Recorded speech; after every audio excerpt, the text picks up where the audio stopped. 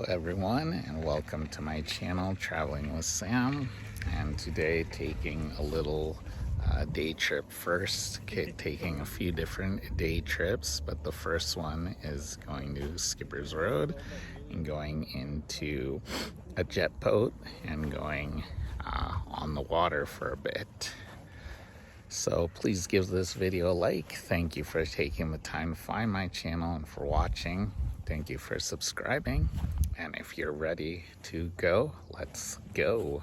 Guy called Thomas Arthur, and why he gets a suburb named after him is because him and his buddy Harry were in a roundabout way responsible for the population boom that we had here in Queenstown back in the 1860s. And why that was because they were the first two guys to find gold on the Shotover River, which eventually sparked a pretty big gold rush. The Shotover River is the river we're going to be jet boating on, and we're just about to cross it now for the first time today. As we do, if you look out to the left, you'll see what I like to refer to as enemy headquarters down there. It's one of the other jet boat companies that operates on. So here we are, our entry to Skipper's Road. So come out to the lookout. Another magnificent morning. So up over here is the ski resort, just about 15 kilometers from the city center of Queenstown. So this is the low budget statue or monument they made of Julian Bordeaux. So French Canadian, sorry my shadow's blocking it all. So you can read. So two horses, Dobbin and Darky. So they should also have some kind of monument as well. So this is our vehicle for the day. Full vehicle. Two-way road, so we might meet vehicles coming in the other direction. Pretty unlikely this morning, unless some of the people that live up here are on their way to town, or maybe there was an early tour, drive tour or something out. But we'll probably meet a few vehicles on our way out and stuff. But there are no speed signs, so if we do get caught going 95, we can only go ahead and ticket.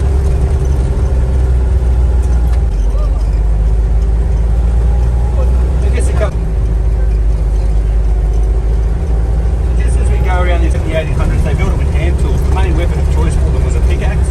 They also used these big hand drills, which had a big drill on it, a big drill bit that they would turn with their bare hands, and shovels and sledgehammers. The reason they were using drills, they were trying to drill holes down into the rock sometimes so they could blow it up with gunpowder. So they'd fill these holes up with the gunpowder and light it. Probably 80% of the time though, the gunpowder was already corrupted by the moisture in the air though, so it didn't work. But as we go through Hell's Gate, if you look on the left hand side, though, you can see some vertical lines in the rock wall there. Those are the old drill holes left behind. The Hell's Gate's an interesting name, and no one's 100% sure why it got called that. But the generally, the general consensus is that they called that one Hell's Gate, and then this one we're about to go through, Heaven's Gate, because it probably was really, really quite hard to smash through Hell's Gate. It's quite long and wide, but Heaven's Gate, in comparison, is quite short and narrow, so it's a lot easier for them to get through this little section.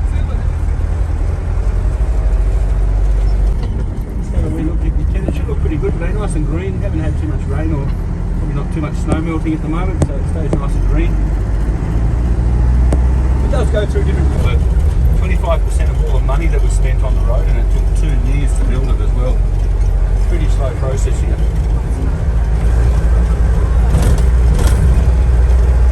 Now the reason it was slow is because what you're probably thinking is that, we're just driving across the top of a 100-metre cliff, but technically we're not. We're actually driving across a ledge that's been carved out halfway up a 200-metre cliff.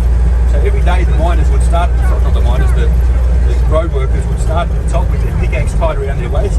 They'd rappel down on ropes. When they got to here, they'd spend the day chopping away at the ledge until it got dark or whatever, and then they'd either climb back up or climb down to the bottom or climb the side. I'm not sure. Either way, the next day they'd be back at the top ready to go again. So here we are, soon we'll be down in that river on the boat. Over here on this bridge you can go bungee jumping, but not going to do that today. Just going to go in the adrenaline boat here in shot over canyon. Okay, so now we're here down at Skipper's Canyon, waiting for our boat to come take us around at high speeds. So here comes our boat.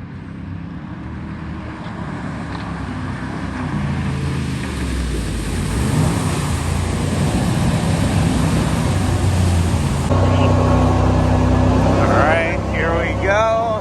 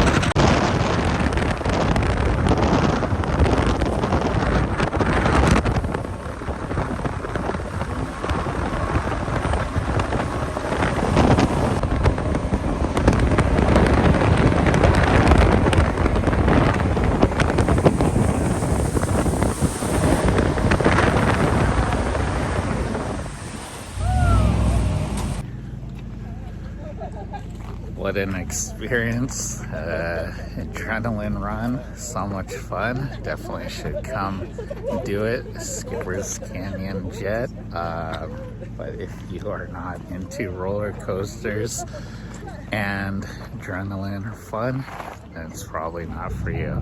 But at least you can join me here doing it virtually.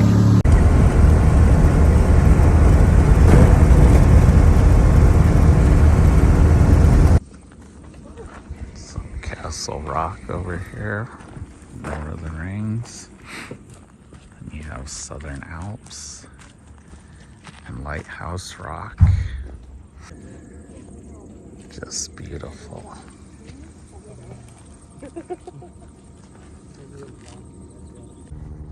So I'll give you a closer look, and this is the road we went down and came back up just now.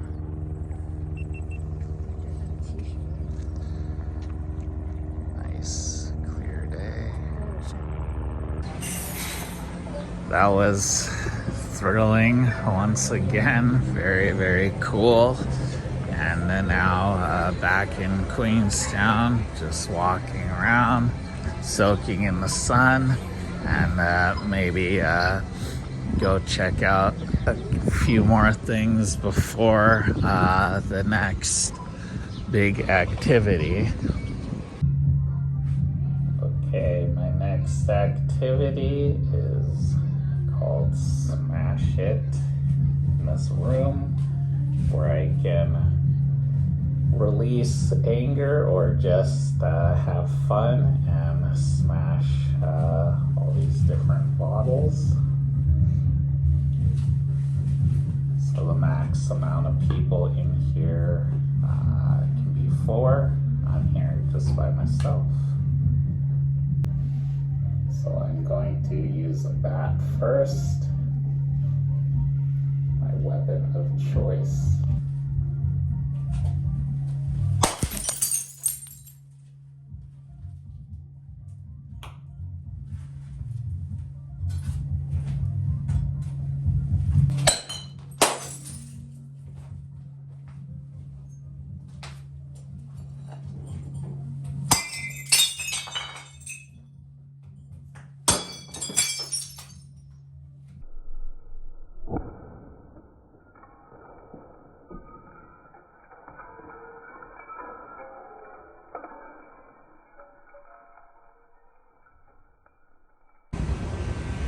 So that was very cool, very interesting, the maze as well as the smash hit room.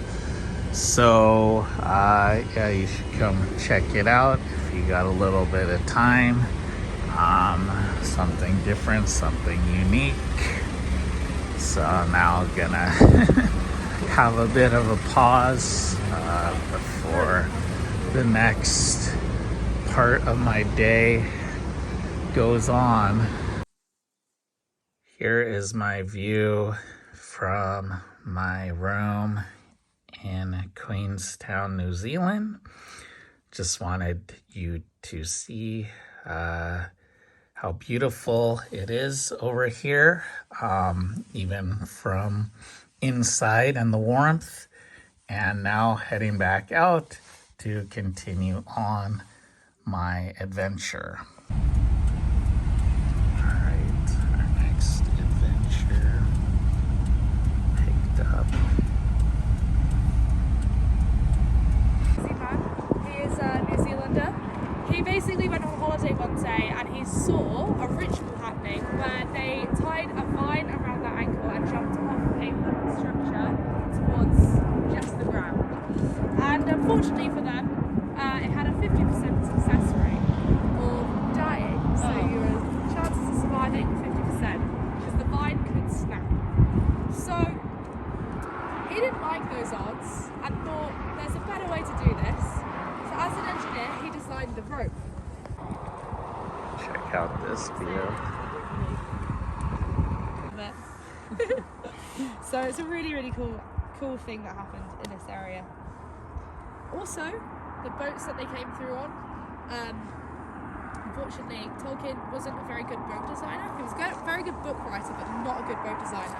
He described the boats to have flat bottoms, and when you're going along in these have white water rapids just around the corner, and it's quite a fast flowing river as well, especially with a little bit of rainfall. And they're very, very tippy boats that you can see in the movie when Sam gets in it with Frodo already in it. It kind of like, so unfortunately, it did tip over, and Gimli's stunt double actually ended up falling in, and Orlando Bloom kept him above the water for the safety team to actually save him. Wow. Crazy. That was the hour. Next stop. Thank you. Give you 3D effects. So welcome. And it does look very, very similar. Unfortunately, I don't know why, but we cropped the picture, and in the picture there was these stones, just these ones here. However, this tree right here is the stump right there. Oh. So exactly this location. And of course, our poor man, well, he's not poor, he's the one that stole the ring in the first place. Well, he stole it off the corpse, I suppose. He should have killed it, he should have got rid of it himself, but of course the ring took power over him. Unfortunately for him though, they found him, the Night Riders, and they ambushed him. And of course, we can't make it too easy by making it the same location. So when he runs into the water away from them, he actually runs into a different lake completely. Even though there's a perfectly good lake right there. Because we don't like to make it easy. So 2 different locations in the same scene again. This is how you make friends in the back. She's going to end up cuddling in a moment.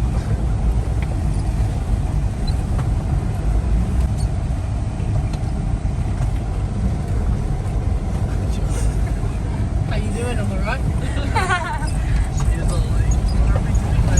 Yeah, like, this is not what I signed up for.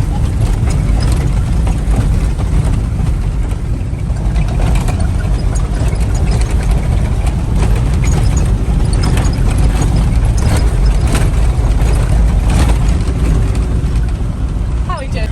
Love it.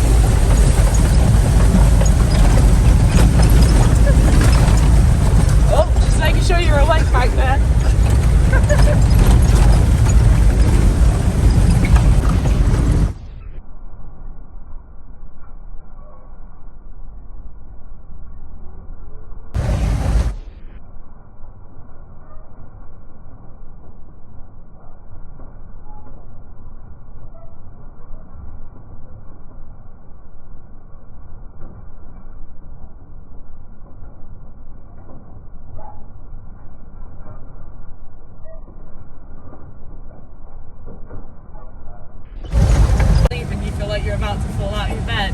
Yeah. That's what I feel like this feels like. Even here, it looks like someone's Time been to here, so I'm not gonna get pick this some up. gold However, this is exactly the black from sand. our guide, Fiona. So I'm going to use this spot just here. You can see all this black sand in this area. So what we're going to do is fill it up slightly and give it a shake. By shaking it, all the lighter stuff is coming towards the top and all the heavy stuff is falling towards the bottom. We're also going to use this groovy side, not this soft side. So we're always going to shake it nice and easy. All the light stuff coming to the top, and then all of a sudden you're going to push that light stuff up with the water. You have to be a bit violent here. It does make you feel like you're chucking that gold out, but I promise you're not. So again, every now and then just give it a shake. Make sure the light stuff's coming towards the top. And then you should be left with lots of black sand. And that's what we want. Because black sand is the second heaviest thing in this area other than gold. And we should have gold left at the top of the pan.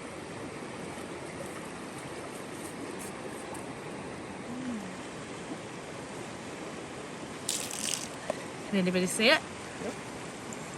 There and there. Oh. Woo! We are rich! Guys, you should be celebrating. That is a whole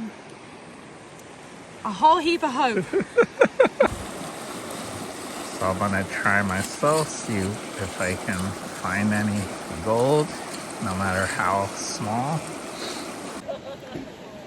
Well, wasn't able to find any gold today, but it's alright. Still a cool experience, a nice stop. On the opposite side of that lovely man, there's another little beach, a nice shallow one. That is this beach just here. So super, super cool. So all the night riders were on that beach just there, and Arwen is on our side. Of course, the man is Arwen. He saved Frodo. Frodo is right there, like just twitching on his leg, you can see it. So this is two different locations. This here is Skipper's Canyon, and this here is Arrow River right in front of us. Another fun fact is when they were galloping through, when Peter Jackson watched it on film, he was like, it's not that great. Kind of want more splash, you know? Kind of want more of an effect. So he actually snuck 3 more horses in and hoped that nobody would notice. So there was meant to be 9 and there was actually 12. Super cool, hey?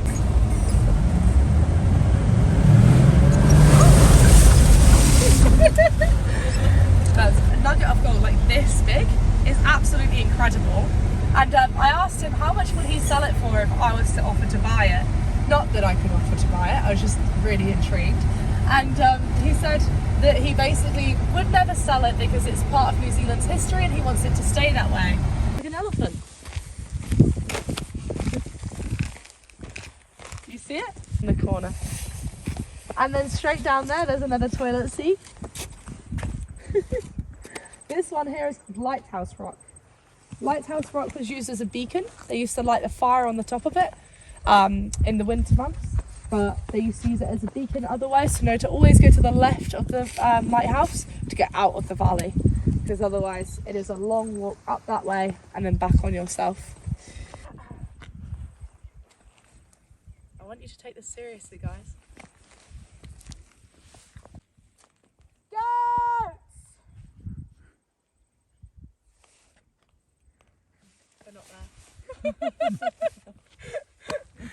The nose, the head, the ear. It's called Gorilla Rock. I find it so funny that Shade has literally perfectly on his face and not the rest of it. So we have a couple scenes just to brush over. So Queenstown Airport is just in this direction here. And of course, like I mentioned, Sean Bean, terrified of flying. At any opportunity, he tried not to. But unfortunately for him, he had to in this scene. He went to Peter Jackson and said, please just get my stunt double to do it. I just can't. I just don't want to fly. And Peter Jackson laughed in his face and said, no man, it's the only time you're going to touch the ring. Well, go close to touching the ring. It's really important. You have to be there. So unfortunately for them, There's 6 of them, including the donkey. They had to get a helicopter the entire way over to Glenorchy. So about half an hour in a helicopter. What was really funny about this was, of course, the donkey you can't actually put in a helicopter. It's unethical. So there was 2 people. Someone was the arse of an arse, and then someone was the head of an arse, and they got to go on a helicopter ride with the amazing crew. So that wasn't actually a real donkey. That was just someone on top of a glacier walking like this. I can imagine that would have been hilarious, as long as he didn't fart. And of course, they only to film this. Can anyone guess why? Oh, the footprint. Bang on. Footprints in the snow. So they had to wait for the perfect day to film this. And as soon as they got that Bluebird day, it was almost drop everything. We're going to go film this scene right now. So they had to have a proper backup plan to make sure that at any point they could have just dropped everything to film it, which I think is incredible. Anyway, with the ring, so top of the South Island, there's a place called Nelson, which is where the jewellery was made. They contacted them, and they basically asked them to create a ring the size of a dinner plate, so this large. That ring weighed 45 kilograms, of course, along with the chain, and that had its own seat on the helicopters for the weight balance. The reason why they made a ring so big is because they wanted to film it up close and have this spectacular background. If you were to film something so small, you're either going to get a very blurred ring or a very blurred background. So they had to make it big. And in the extended versions, when you guys rewatch this, you can dork out just like I did. When I saw this, I laughed to myself. I was like, oh, spotted. They had Deagle and Schmiegel fighting for the ring, and they actually switch it for the large ring for a second when they're fighting in the background, and then it goes back to the small ring when one of them grabs it. So just have a look out for that one. That's a me spotting one, that one. I'm really proud. That was fantastic, incredible. The guide Fiona was awesome as well. All my guides have been awesome, and just really another cool experience. This day has been full of adrenaline and different thrilling things, but now going to cool it down a bit and just have a nice walk here in Queenstown, going to the Queenstown Gardens. This area is called. Just gonna do a little loop and yeah, just relax a little bit. Not anything more adrenaline for today. All right, so here going to check out the loop.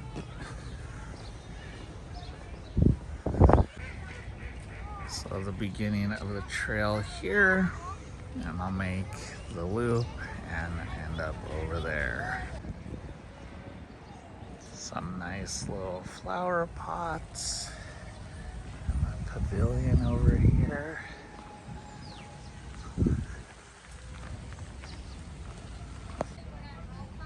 So established in 1867, you can see there's like 2 loops.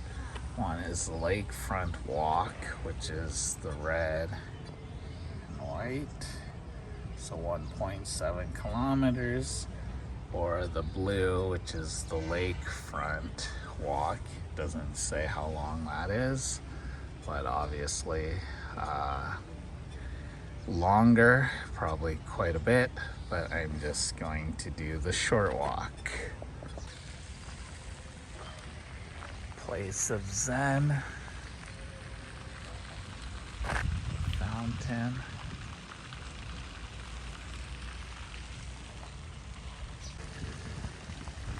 Now walking over this cute little bridge.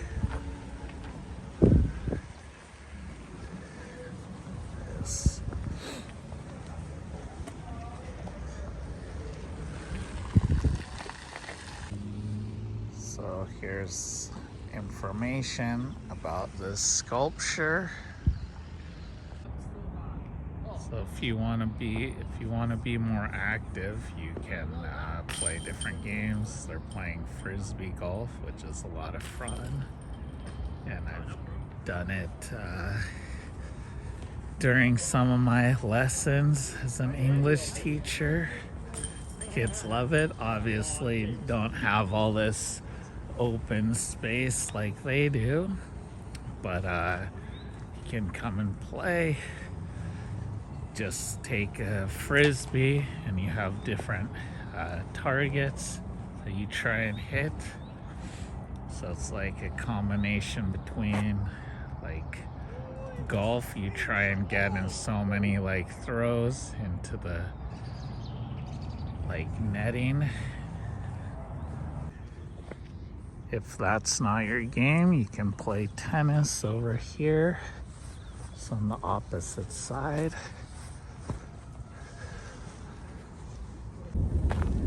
Alright, time to go down a few stairs and head towards the lake.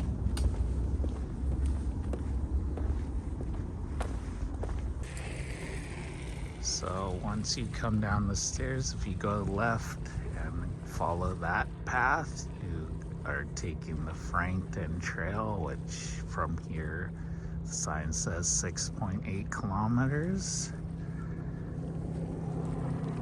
And then if you come over this way, which is the way I'm going, back to Queenstown is 1 kilometer.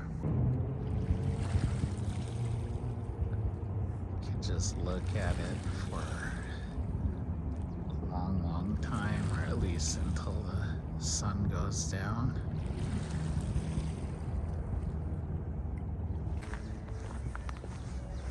So on the loop back, you get a view of Queenstown from a different perspective.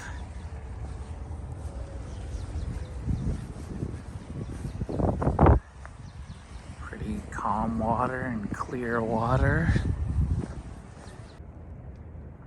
Want to go down to the water for a moment.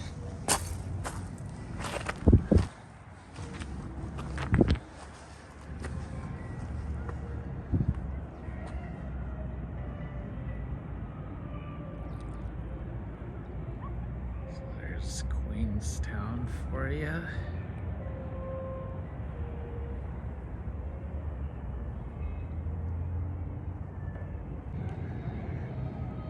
Some ducks just hanging out, just kicking it. So they have bees, and bees are working hard in their hives up here. So we have to protect them.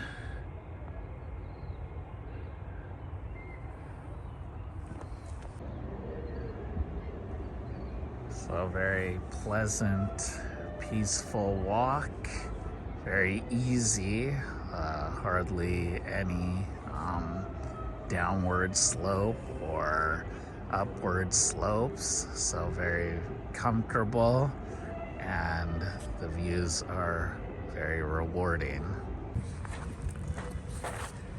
And my last night here in Queenstown, so going to have one last meal here. I'm gonna make it a big one. My guide, afternoon guide Fiona, told me about this place in town. So going to go there and take my time and enjoy it.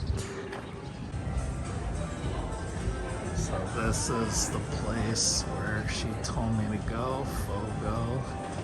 It's a Brazilian barbecue experience.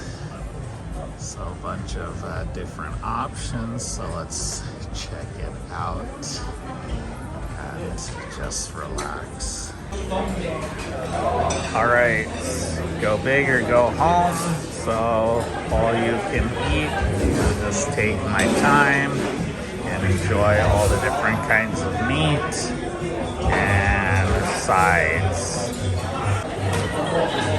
So here are my sides, also unlimited, as well as my sauces.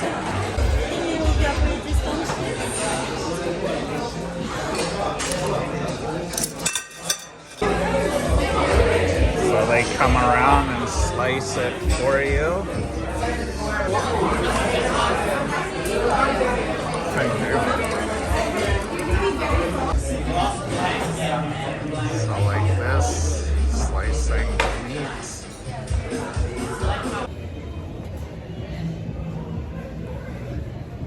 Well, I made it out of that feast alive, still able to walk, which is a very good thing. And yeah, very delicious. The lamb and pepper steak were my two favorites, but everything was delicious. So I hope you enjoyed this action-packed, adrenaline-filled day. And if you like this video, please give it a like. If you haven't subscribed, please subscribe. And if you have already, thank you so much. Thank you for taking the time. And until next time, thank you for traveling with Sam. Good night.